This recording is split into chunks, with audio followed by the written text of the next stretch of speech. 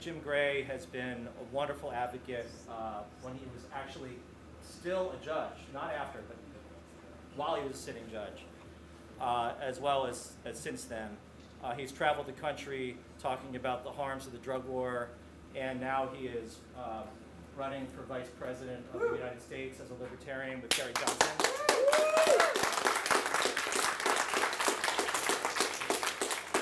Jim is one of the most articulate advocates for this cause nationwide, and I'm really glad that Gary and he agreed to run together as a ticket, because I think it's a really good ticket, and I'm going to be voting for Gary and Jim. And without further ado, I want to give Judge Gray the proverbial microphone to explain his views on this stuff and how the campaign is going. Thank you, Rob.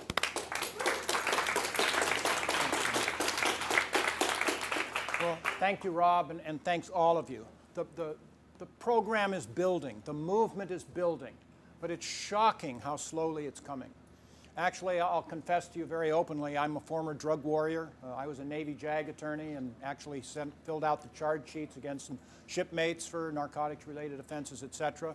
I was a federal prosecutor in Los Angeles, held the record for the largest drug prosecution in the Central District of California. Back in 1978, 75 kilos of heroin, 165 pounds was and is a whole bunch of heroin. Does anyone have a concept of what the record prosecution is today in the Central District of California? 18 tons of cocaine in one place. So you can tell how much progress we're making. But then I was eventually a lot stronger too. So eventually I began as being a judge at the end of 1983. And it was abundantly clear rather quickly that we are churning low-level drug offenders through the system for no good purpose whatsoever. We're ruining people's lives, separating parents from their children, raising the children, in effect, to follow the footsteps of the parents to go into these jails and prisons like the governor was talking about, and spending a whole bunch of money.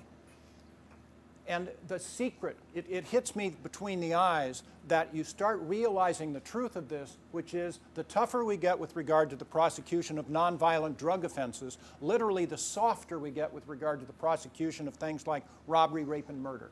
And so we simply must come to the realization that these drugs are here to stay. And honestly, I've never used any form of illicit substance. I'm not particularly interested, but it's out there.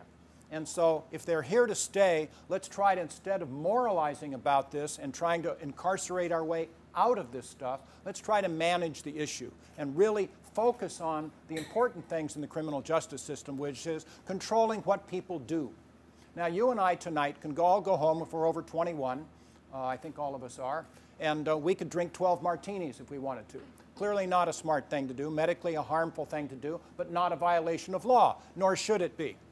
But if we drive a motor vehicle under the influence, if we hit somebody over the head with a pool cue, if I beat up my wife, etc., that's a criminal justice issue.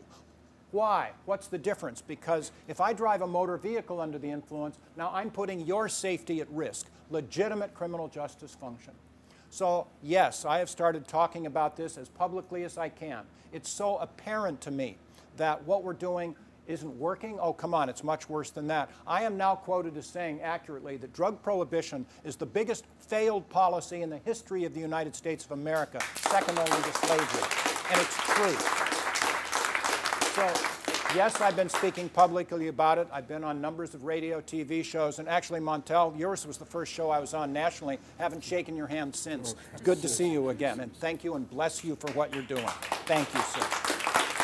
And I'm also able to meet extraordinarily good people. There's so many people that I never would have met except for being involved in drug policy reform. And actually, it's amazing. My kids don't believe this, but I've actually had a picture, a full-page picture, twice in High Times magazine. Never expected that to happen to me in my life. But I've also, as I say, met some extraordinarily good people. And one of them is standing here on my left, a fellow by the name of Rob Campia, a force behind this whole movement. Rob, thank you for those efforts. Some of them have actually been in prison.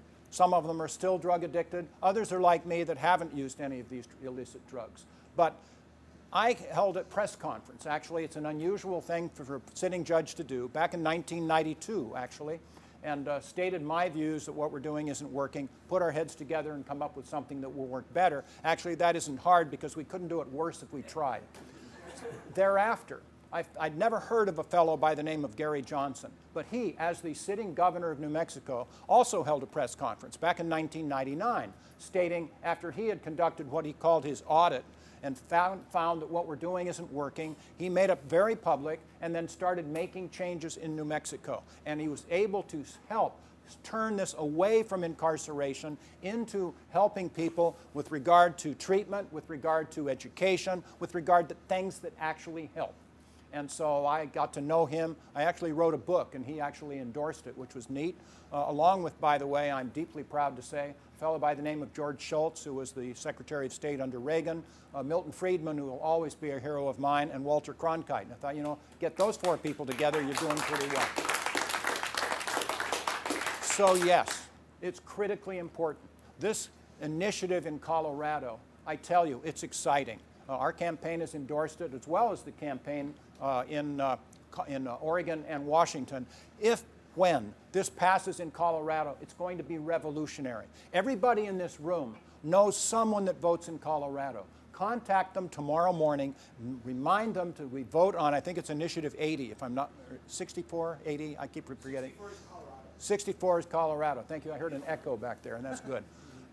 Initiative 64. Tell people to support it. And by the way, you know somebody that votes in Washington, do the same thing. People in Oregon, do the same thing. This is going to really make a huge difference in the history of our country, and it will be for the better. So I'm deeply proud to be here. I'm proud to be able to be the Libertarian candidate for Vice President of the United States for this and so many other reasons. We request your support. And you know, you have Romney and Obama on one side as to the war on drugs. It won't make any difference. You can re-elect Obama, you can elect Romney. There aren't going to be any medical marijuana dispensaries anywhere in the country. The only choices for survival of these is Governor Gary Johnson. Get that word out because it's clearly important and it's clearly true. In fact, they are so much together, I call them Robomni, which is really true. So this is what we're doing. We're traveling the country. We need you. We need you to take this personally. We need to get in the debates. We need to discuss these issues. Romney and Obama do not want to discuss this issue at all, and they won't unless we're there. We will force them to discuss these things openly. And you know, come on. I read Obama's book. He said, nobody coerced him to write. I assume he wrote it. He said that he actually used marijuana frequently when he was working in Chicago. He actually used cocaine as well. And during the debates, we'll certainly have Governor Johnson say, Mr. President, would it have helped you to have been incarcerated, convicted, incarcerated for marijuana or cocaine when you were working in Chicago? I would ask, you know, come on, that's hypocrisy. George W. Bush basically has acknowledged when he was younger and a playboy and the rest of this that he used cocaine. Then you know what he did when he was governor of Texas? He actually signed legislation mandating anyone that uses cocaine in Texas must go to jail 180 days. Mandatory minimum sentence. Mr. President, would it have helped you to have been charged and convicted and incarcerated for 180 days when you were younger? It only helps in the lower class. That's right. You know, if we get drug problems, we need treatment, we need privacy. If it's them, they need prison. And guess who the them is most places in our country? It's people of color, which is a whole different problem and an enormously important one because that is not what we stand for. So let's get this together. We can do it. You can support Marijuana Policy Project, for heaven's sakes. That is a very worthwhile exercise, very worthwhile utilization of your energy, your attention, and your dollars. So thank you. It's a privilege to be able to come and be with you this evening, and I appreciate the opportunity to share those thoughts with you.